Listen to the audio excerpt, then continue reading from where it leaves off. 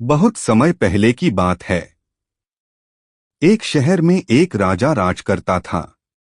वह बहुत अमीर था, लेकिन फिर भी हमेशा बेचैन और दुखी रहता था। उसे कभी चैन नहीं आता था। उसे हमेशा कुछ और चाहिए होता, और वह संतुष्टि से कोसों दूर था। एक दिन उसके राज्य में एक दरवेश संत आया। वह बहुत शांत, प्रसन्न और संतुष्ट दिखता था। राजा ने उसे बुलवाया और पूछा, राजा ए दरवेश, मैं सब कुछ होते हुए भी दुखी हूँ, और तुम कुछ न होते हुए भी इतने सुखी कैसे हो? मुझे भी वह राज बताओ जिससे मुझे सुकून मिल सके।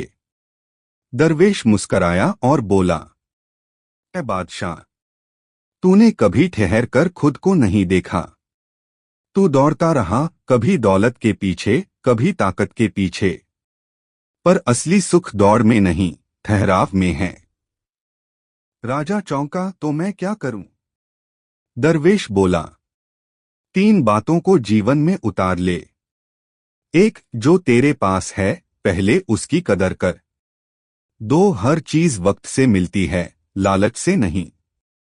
3, और सबसे जरूरी, तू दूसरों के दुख को समझेगा, तभी तुझे अपने दुख छोटे लगने लगेंगे। फिर दरवेश ने राजा को एक छोटी सी अंगूठी दी और कहा, जब कभी तू बहुत दुखी हो या बहुत घमंडी, इसे देख लेना। राजा ने देखा, अंगूठी पर लिखा था, यह वक्त भी गुजर जाएगा।